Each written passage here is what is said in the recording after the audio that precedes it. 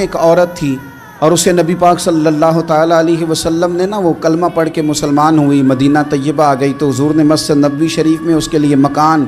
ایک سادہ سا کمرہ ساتھ مسجد کے بنوا دیا، وہیں رہنے لگی۔ اکثر وہ سیدہ طیبہ کے پاس آتی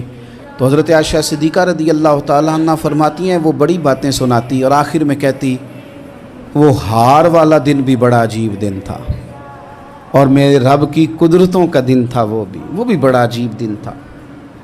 سیدہ عائشہ صدیقہ رضی اللہ تعالیٰ عنہ ایک دن فرمانے لگی کہ تو ہار والے دن کا بڑا ذکر کرتی ہے، وہ کیا دن تھا؟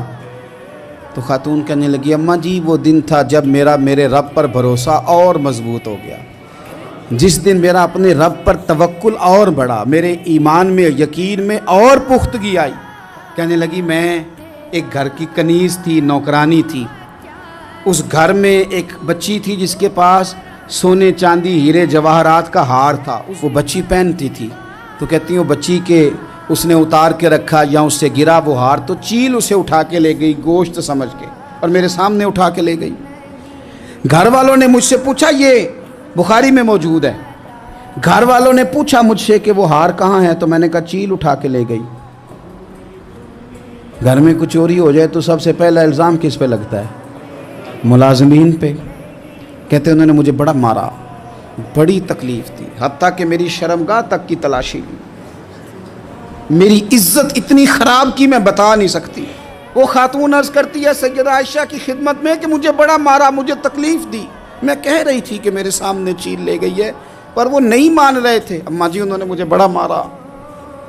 حضرت عائشہ صدیقہ کہتی ہیں پھر کیا ہوا؟ کہنے لگی اماں جی جب کوئی میرا مددگار نہ رہا، مجھے تکلیف دے رہے تھے، رسوا کر رہے تھے، تو میں نے اپنے رب سے مدد چاہی، میرے رب کی طرف میں نے توجہ کی، میں نے کہا مالک اب تو ہی میرا مددگار ہے۔ کہتی ہے وہ مجھے مار رہے تھے تو وہ چیل جو ہار لے گئی تھی وہی لے کے واپس آ گئی اور ہمارے سروں کے قریب لا کے اس نے جب اس ہار کو پھینکا وہ مجھے چھوڑ کے سائیڈ پہ ہوئے، وہ میری بے گناہی جان گئے، لیکن آپ کو بتاؤں اس دن سے میرا اپنے رب پر یقین اور بڑھ گیا۔ مجھے سمجھ آ گئی کہ جب انسان پورا ٹوٹ جاتا ہے اور جب کوئی چاروں جانب اس کا مددگار نہیں ہوتا تو رب تو ہوتا ہے نا، اللہ تو اس کا مددگار ہوتا ہے نا، وہ تو پھر اپنے اس بندے کی مدد کرتا ہے نا، پھر وہ تو توانائی دیتا ہے نا، وہ تنہا نہیں چھوڑتا، وہ تو آنسوؤں والوں کے آنسوؤں پہ بڑا کرم فرماتا ہے۔